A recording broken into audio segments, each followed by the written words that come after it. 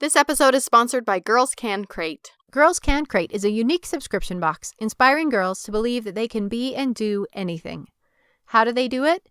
Like us, Girls Can Crate believes that real women make the best heroes. And every month they deliver them to your doorstep.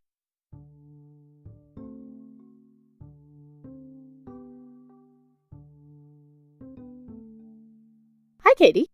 Hi, Olivia. In our Halloween episode, we already met one of the fabulous lady aeronauts. Oh, aeronaut, as in hot air balloonist? As in hot air balloonist. Yay! So listeners might remember we met Lily Cove. Yes. Who is famous for going up in her bloomers and riding on a trapeze underneath the hot air balloon. And coming all the way back down again. Yes, sadly. That might be what she's most famous for. Yeah. Today, we're going back a little to the very beginnings of hot air balloons. Oh, cool. So, like, late 1700s? Yeah, do you remember, have you seen John Adams? The miniseries? Do you remember that scene where they're all standing there in Paris watching that first hot air balloon go up? Yeah, I forgot all about that. That's always what I associate with the beginning of hot air ballooning. I think that was the first flight that they're watching in that scene. Yeah, that was the first untethered flight, which was in Paris in 1783. Oh, cool. I'm Olivia Mickle. And I'm Katie Nelson. And this is What's Her Name? Fascinating women you've never heard of.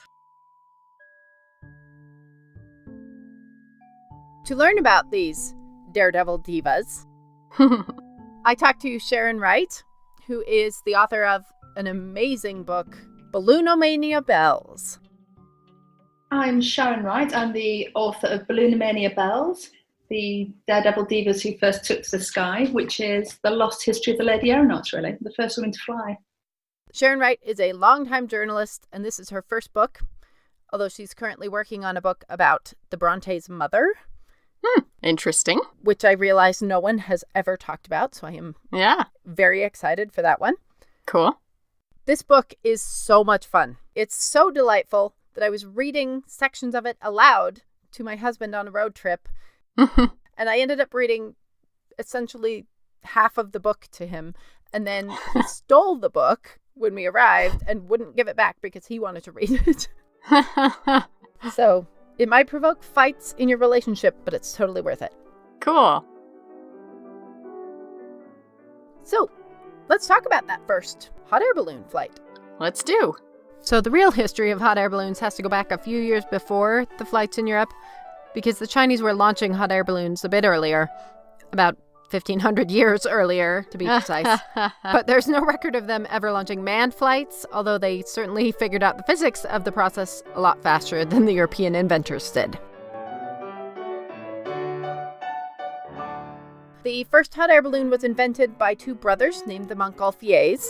I'm going to mispronounce everything in this episode because French is unfortunately not one of my languages. The legend says they were sitting in front of a fire and they noticed that the laundry, which was drying over the fire, was rising up in the air. Specifically, a woman's bloomers were rising up in the air. How appropriate. And they thought, this is amazing. What is happening? So they started playing around with it, trying to figure out what was making this happen and how they could recreate it. Cool. My favorite part of the legend says they were creating paper balloons and trying to get them to rise, and they kept just tipping over until finally a wise older woman from next door stuck her head in the window, laughed at them and said, "You fools, you have to taper the bottom in to contain what they thought was the smoke that was making the balloon rise." And ta-da! The hot air balloon was born. Boy, France in the late 1700s. It was the place to be. Yeah. Just before the revolution ripped it all apart and slaughtered everybody. Yes. Unfortunately, yes. So the Montgolfiers were thrilled. They decided to publicly demonstrate their first large-scale hot air balloon, and they set it off at Versailles for Louis XVI and Marie Antoinette. The balloon launch was a success, and a sensation was born. The French go wild for hot air balloons. It's a phenomenon instantly. People cannot get enough of it, to the point where they call it the balloon influenza. It's balloon fever, balloonomania. People are obsessed with hot air balloons and the people who fly in them. Well, it makes sense. It must have been the equivalent of landing on the moon, you know? Yeah, it seems like game changer. Yeah, it seems utterly incomprehensible. Yeah. So this is the same time period, roughly, as Caroline Herschel discovering comets. It seems like the same kind of thing. Like, it seems like magic, but it's just science. And exactly. People can explain it and reproduce it. I think I would have had balloona fever. Balloon fever or balloonomania. I would have had it. I bet it was awesome. Oh, yeah, I would have been the first one out there. Yeah. But it was also incredibly dangerous and extremely terrifying.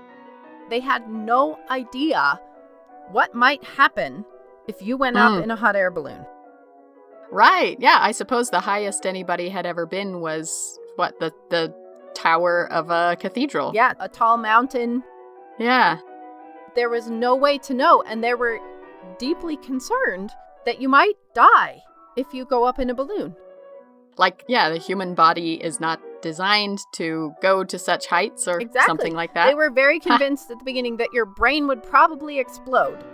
Oh, yeah, probably. If you went up in the air. And so the first living things to go up in a balloon, a tethered balloon, were not people, they were animals.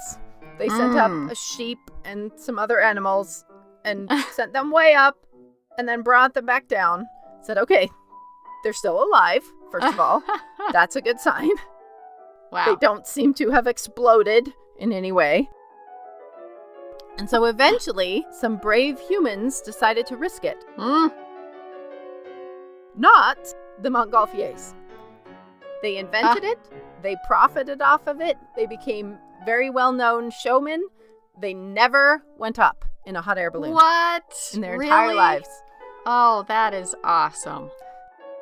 They, I think, realized the danger and had no interest in participating in the experiment personally. I love that. But there were plenty of brave volunteers who wanted to be the first to go up.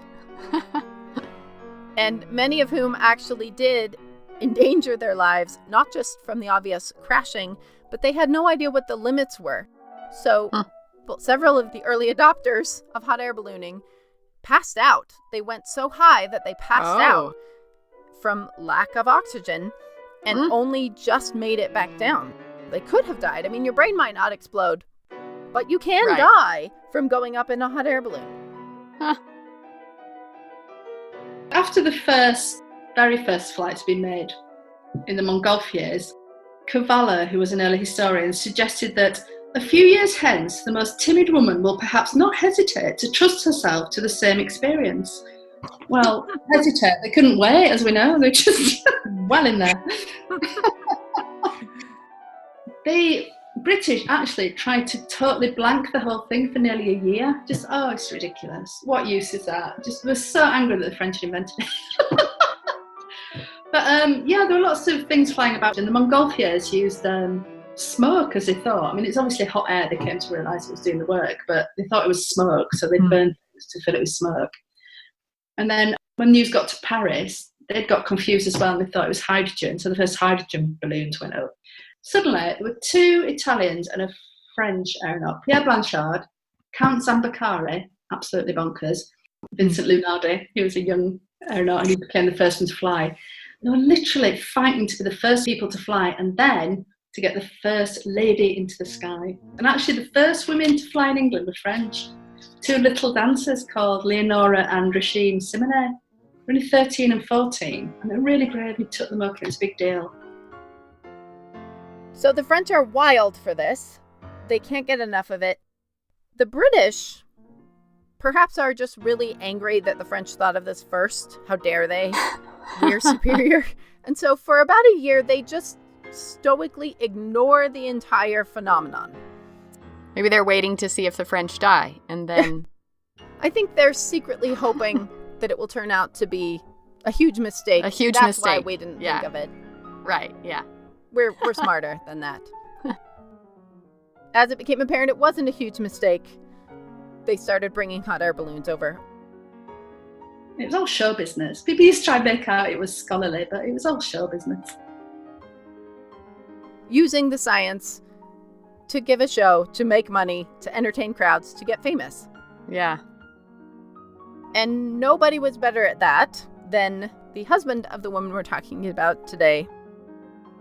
Sophie Blanchard was 6 years old when the Montgolfiers first sent people up into a hot air balloon. So she is growing up right in the midst of this hysteria about this brand new invention. When she is 16, she marries Jean-Pierre Blanchard, who was the world's first professional aeronaut. Oh, professional. She grasped this very early on. This is a great way to make money. He was a brilliant showman, a spectacular performer, a terrible businessman, and it seems a pretty awful guy.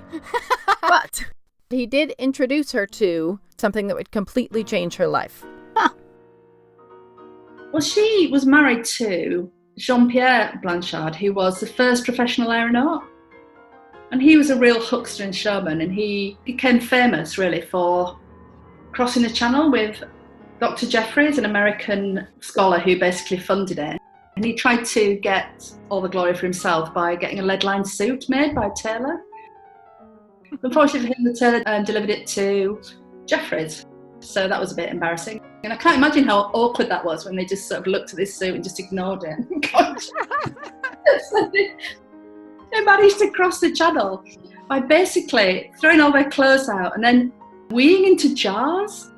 I thought at that point you think you would wee over the side thing if you're actually going to crash into the sea, but no, they did it very decorously. So he became very famous, and that's when he met her, I think. I must say, that's a lot of self-confidence to be wearing a lead-lined suit while crossing water. Yeah. In a hydrogen balloon.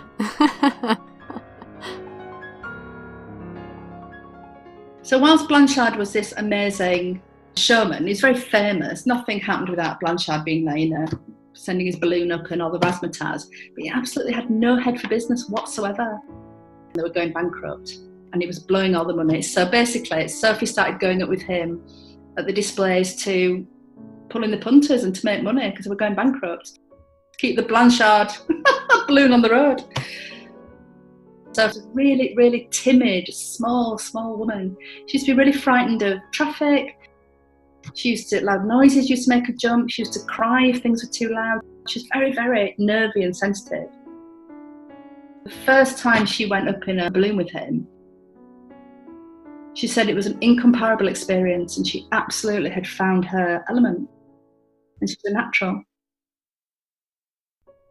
So to me, this sounds like what we would now say is a sensory processing disorder or generalized anxiety.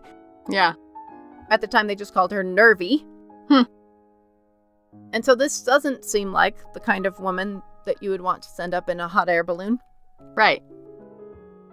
And she absolutely loved it.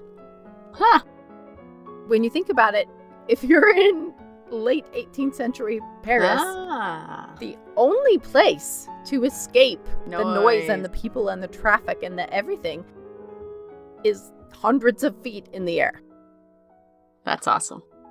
She liked to sleep in the air.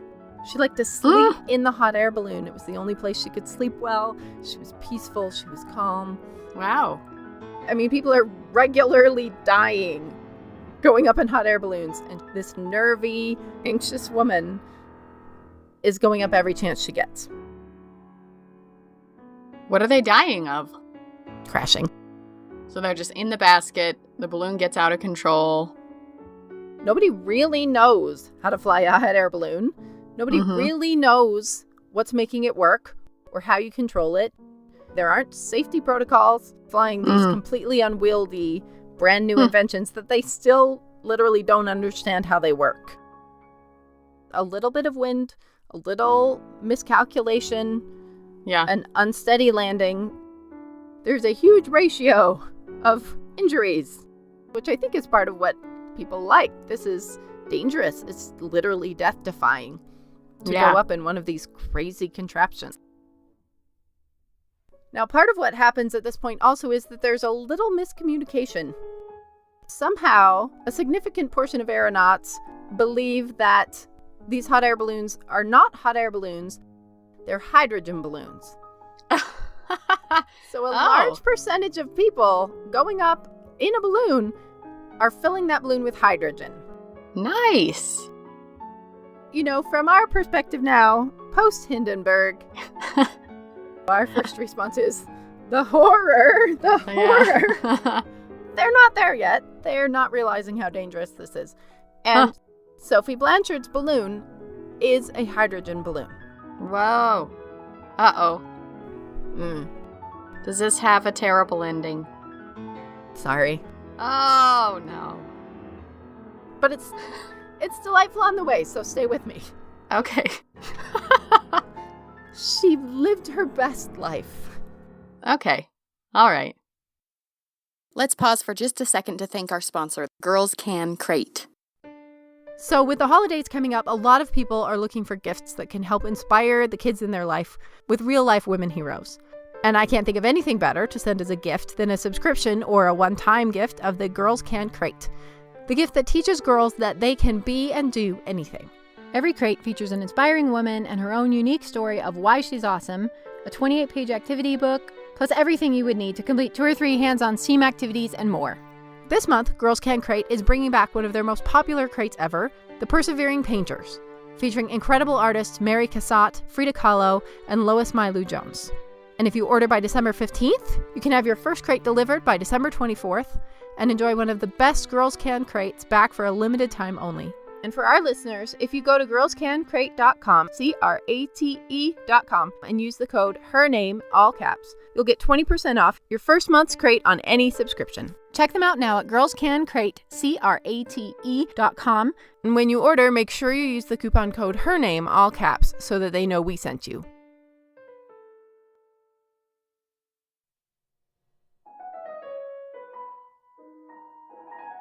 On land, she is timid and fearful.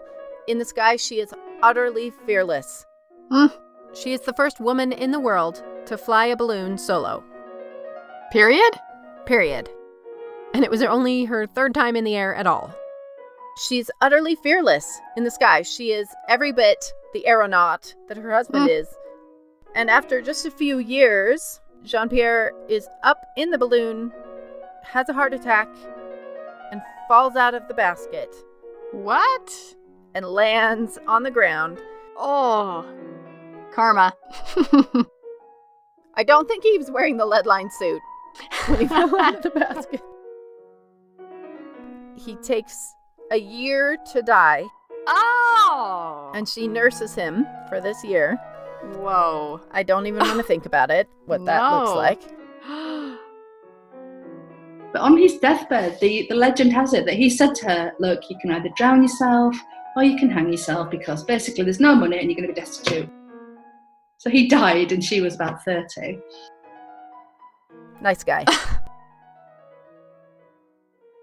Sophie decided, no, in fact, I think I'm pretty good at this. I think I have a perfectly good way to make a living and I'm going to keep doing it. Yes. And she went on to have a brilliant solo career. Yay!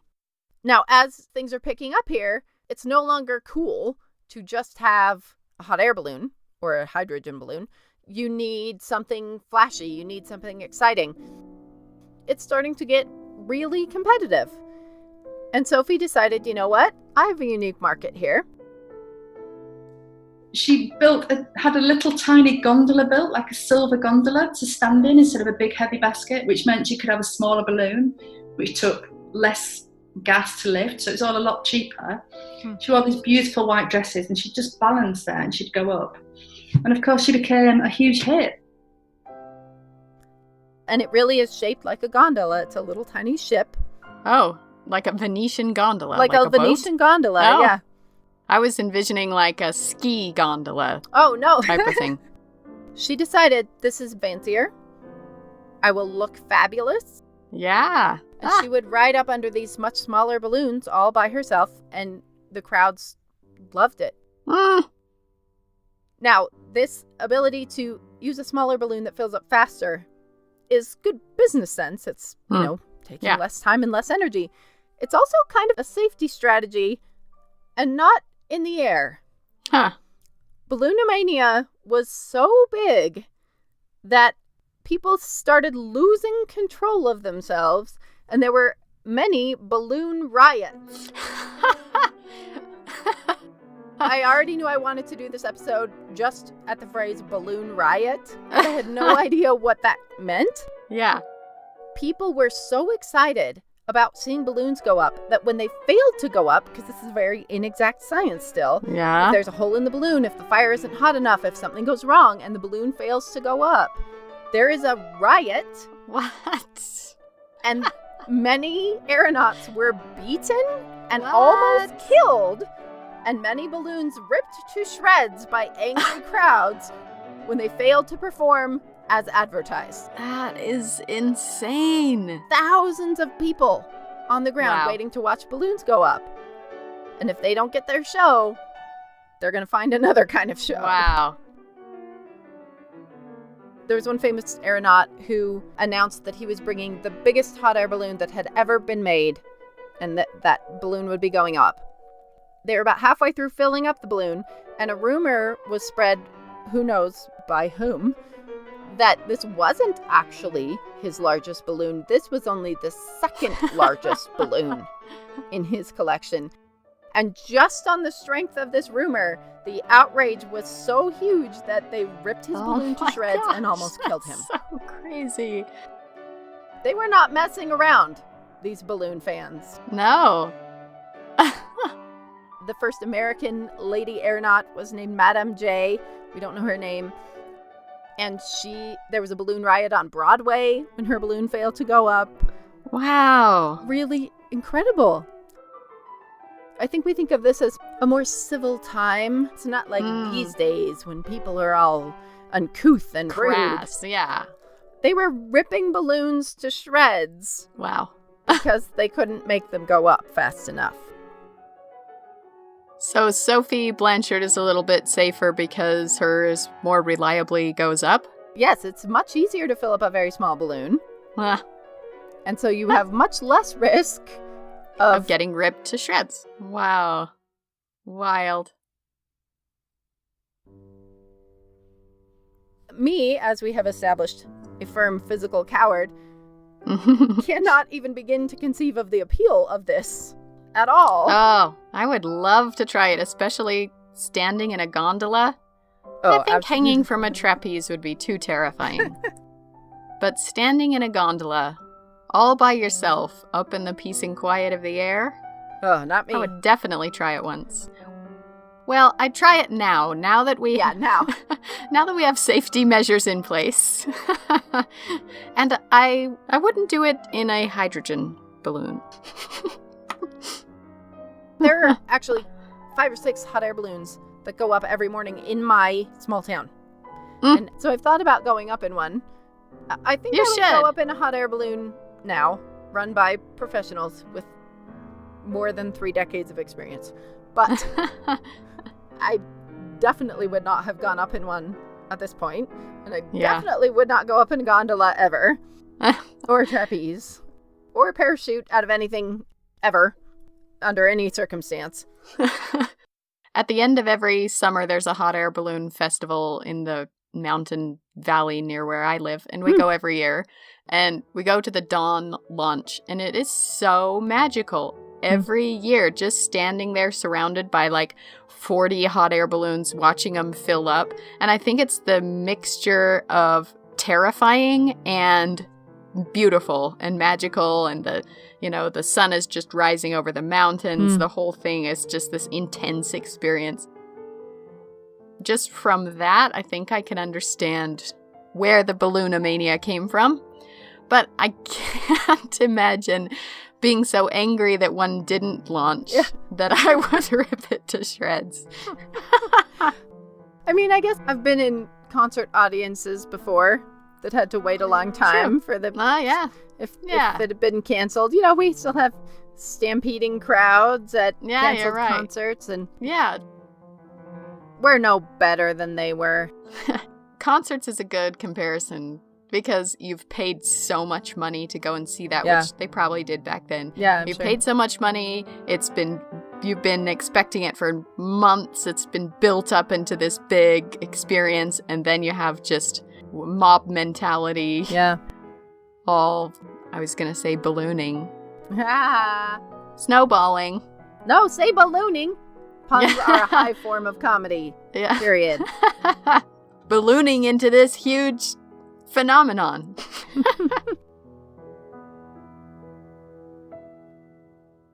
It wasn't just the crowds that loved these aeronauts, and Sophie in particular. Napoleon was quite obsessed with Sophie Blanchard. What? He was convinced that he could invade England by balloon. Yay! And he built an entire plan that Sophie Blanchard was going to lead France's invasion of England by balloon. Oh, I love that so much. Napoleon absolutely loved her. He was so enamored with her that he thought, right, we're going to invade England by balloon and Sophie's going to do it with us. I can just imagine this timid little woman who, you know, bursts into tears if the traffic's too loud. Being so Napoleon going, right, so, no, That's wonderful. The first air invasion in history. In the late 1700s. Napoleon made Sophie his chief air minister of ballooning. That's so great. Official title and everything. Wow. She was alarmed. Not a fan of this plan. Oh. But luckily, she didn't have to publicly decline because of physics. There are prevailing westerly winds over the English Channel, and it would be almost impossible to launch a balloon attack to England from France. Oh. So she could gently point out this small problem with what is otherwise a brilliant plan, express regret at her inability to lead the invasion. And luckily she stuck around longer than Napoleon. The Bourbon king was restored. Sophie was still the darling of everybody because she was this great symbol of French elan, I think, flying in the sky, you know, very unifying symbol. And she was very clever. Everyone loved her. She had masses of adventures, which were on the book, obviously, but she went once over the Alps and she got so high that she passed out. She sort of came to again when she was coming back down. And there's a story that she used to like to sleep in the sky because it was so peaceful. She was so at home there.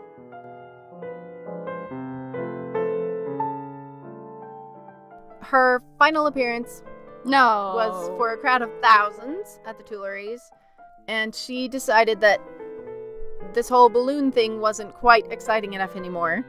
And she thought, you know what would add some pizzazz to my ascent in a hydrogen balloon would be fireworks. Oh, yeah, that would, wouldn't it? Add quite a lot of pizzazz. It added a little too much pizzazz. And up she went with her fireworks and strung from beneath the basket and her hydrogen balloon. And then something went wrong. They think there was a leak of the balloon, and suddenly Madame Blanchard was on fire and everybody was crying and screaming. But even then, this is what I think is the measure of the woman. She did not lose it. She tried, and I can imagine it in my mind's eye actually, she tried to steer down. She tried to sort of surf in on her with her little gondola and her flaming balloon on fire. And she didn't. She crashed into a roof of a house, and then she crashed onto the street below. There's not a mark on her, and her little bonnet was hanging on the chimney, and one of her little slippers was on the roof, and that was it. Bye-bye, Sophie. It was an absolute shock to the whole of France, and the world actually. It made headlines everywhere. There's an iconic image of this moment, the flaming balloon crashing into the roof and Sophie Blanchard falling from the balloon that we'll put on the website. It's a pretty incredible image. her death rocked Europe. It rocked the world. She was an icon. She was so famous. And the crowds were so distraught and so horrified that they started a collection for her children. Mm-hmm. And then realized she didn't have any children. The mythology of the woman was apparently so strong, nobody noticed that she did not actually have any children before they made the collection for her children. Wow. And better than that, she had been really canny. Unlike her useless huckster husband who'd gone bankrupt, she had a really good business head, and she'd got rich, really, and she left all that money to her friend's 8-year-old daughter. Wow. So instead, they used the money from the collection to build a memorial, which is at the Père Lachaise Cemetery in Paris. What? That's my favorite cemetery. Yeah, I go there in Paris every time. I've never noticed it, though. It's hard to miss. It's made to look like a hot air balloon on fire. And it's inscribed, "She was a victim of her art and her intrepidity." Next time, I'm definitely going to look for it. When you think about it, this is astonishing that women are doing this. Yeah. Women can't vote. Women can't own property. Married women have no rights at all over their own lives, over their own bodies. And yet they're up in the sky, flying around in magical machines, shooting off fireworks, Lily Cove jumping off of trapezes in the sky. Huh. Think about the freedom that these women had. In charge of her fate, in charge of her body, in charge of everything about herself, in the only place she can be. It's easy for me to live a fairly safe, comfortable life now. It wasn't. Going up in a hot air balloon was much less dangerous than giving birth. Yeah. One of the 2 women who was the first in England to go up in a hot air balloon in May. By December, she was in her grave, dead in childbirth. Here she was, leading her sex into the sky, but the dangers on the ground for women were just as bad as they ever were. It was a very liberating thing to do, if you had the gumption to do it, I think. They found a freedom in the sky that was nowhere on the ground.